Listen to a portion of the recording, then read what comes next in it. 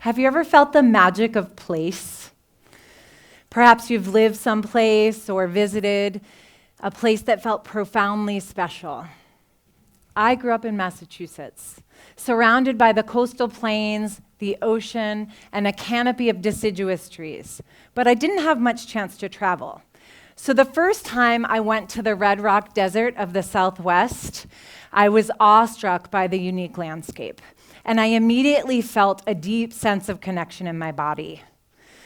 I felt as if I understood the place on a cellular level. The same thing happened here in the high peaks of the Adirondacks. Dance brought me here.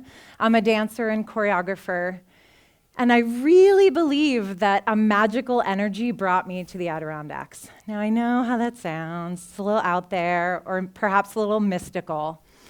But what is this magic of place? As I started to consider it, I turned to the dancer in me and looked at it through the lens of the body. So let me introduce you to the idea of echosomatics. We can break it down.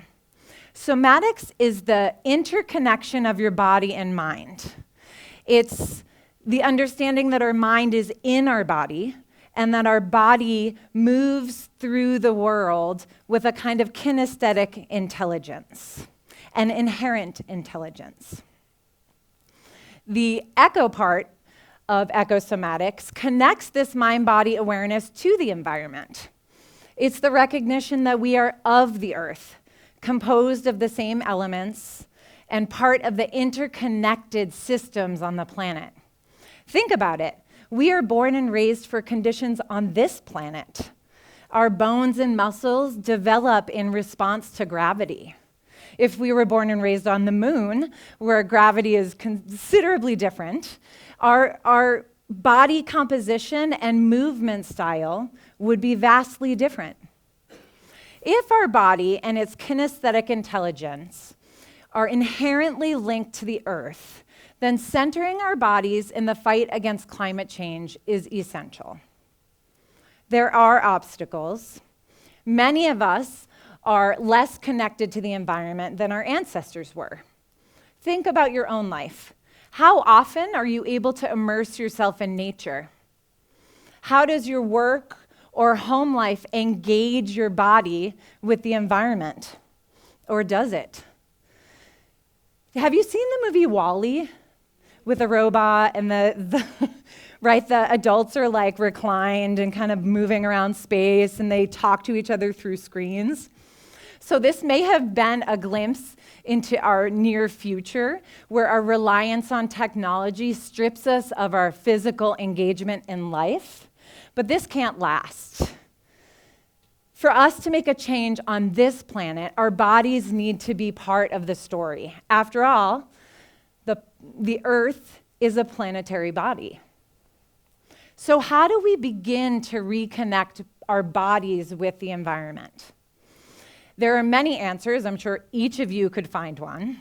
But I'm going to share a little bit about how I'm using dance movement and the creative process to reconnect bodies and land. And I'm going to share some photos by Andrea Gluckman, one of my collaborators.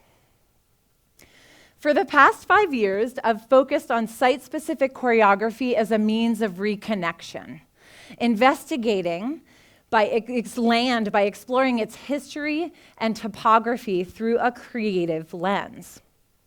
I invite dancers and collaborators to join me on this journey of deep connection, where we listen to the land, literally, observe its nuances, write reflections, and respond physically.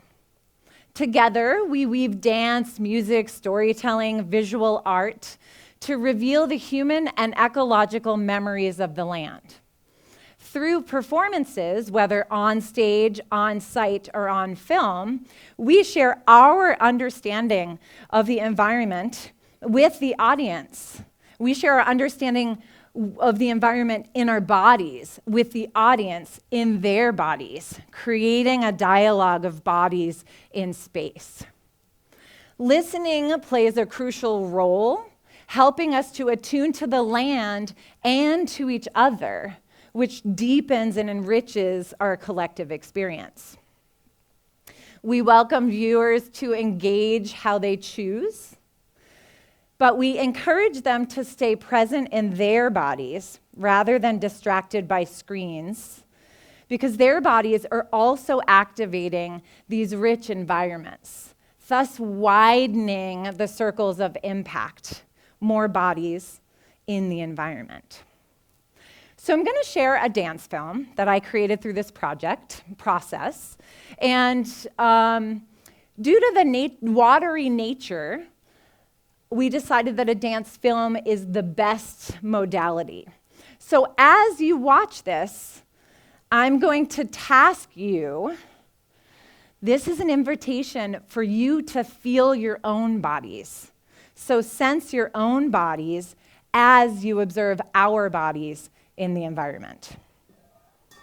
Here we go. Oh, before I start, the music composition is by Paul Leary, choreography by myself, videography by Andrea Gluckman, and dancers are Zachary Frazee, Missy Full-Smith, Ann Harris-Wilcox, and Noelle Niche.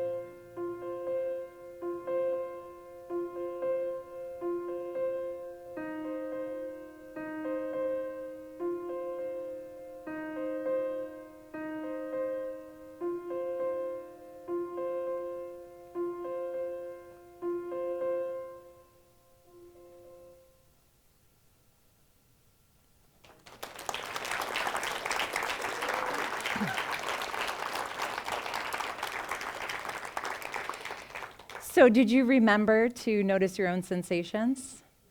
Yeah. As I was watching, I felt the sand on my body. I've felt that on my body before. I had that memory. So I know that not all of us are dancers or choreographers, but all of us have bodies. And so I thought we could take a moment and reflect on 5 actionable items that we can do to reconnect our bodies to the land. Number 1, prioritize your body. Remember that your body is part of the environment. Spend time in nature and reflect on how that feels. Reflect on your sensations. What does the smell of rain do for you? What does it feel like to walk along a beach versus walking in a field? Engage with the textures of the earth. Touch the tree and the soil and the water and the grass. And then reflect on the sensation. Understanding these sensations can deepen your connection. Number 2, invest in mindfulness activities. Engage in activities that intentionally connect you to the earth. Perhaps it's a sitting meditation outside, or a walking meditation, forest bathing, or other contemplative practices that connect you to nature. In fact, it's really easy. Let's do one right now. Seriously, so take your feet and put them on the floor. You're going to stay sitting. Take your hands and put them on your lap, perhaps. And either close your eyes or have a soft focus, so you can kind of drop your chin to your chest. And let everything melt away and start to begin to become aware of your breath. So your inhale, the pause at the top, your exhale, the pause at the bottom. And on your next exhale, feel your feet planted on the earth and imagine roots going down into the earth.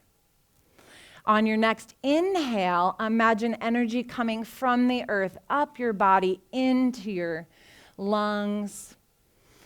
And exhale, send it back down. As we inhale, we are receiving oxygen from other beings on this planet. As we exhale, we give back to them. We give them what they need. Another inhale, remembering that we're inhaling together, sharing a collective moment, collective space. Exhale, giving back. One more big, deep inhale. If you feel comfortable, you can exhale with some sound. And let your eyes float open. We could have done that for a lot longer. But it's easy, right? Just taking a minute a day to reconnect intentionally with the earth. Number 3, embrace kinesthetic empathy. So kinesthetic empathy is a form of embodied empathy. It's the ability to feel and understand states of other beings through our body. Sit with a tree or observe a rabbit in your yard at dusk. Consider what the world feels like from their perspective, but then go back into your body and try to understand and connect with these other beings in the natural world. Number 4, repattern your habits. Habits are repetitive behaviors that we all have, often rooted in our physical experiences. Since habits manifest in the body, it makes sense to focus on bodily change to alter these patterns. Our neuromuscular system connects our intentions from our brain to our physical actions in the world. Our current habits of convenience, like driving to work instead of walking, or going to the grocery store and picking processed foods instead of planting, growing, harvesting, processing them with our own bodies, these disconnect our bodies from the earth. Our bodies tend to choose the path of least resistance, the easiest way forward. And that's smart. It saves energy. But what if we consciously aimed to shift this? What if we made an effort to have a physical practice of engagement, deepening our connection to the earth, even if it's less efficient. For instance, perhaps we bike to work, or maybe we go to a farm and pick apples and support that harvest if we can't grow it ourselves. My educator, my dance educator, Peggy Hackney, always says, a change in the part is a change in the whole. That means just a little change in our bodies creates systems change on a bodily level, individually, but if we all have bodies, also at a community level. Number 5, act for change. Your body can be a site of resistance and change, and each of us can engage in this process in ways that reflect our unique talents and interests.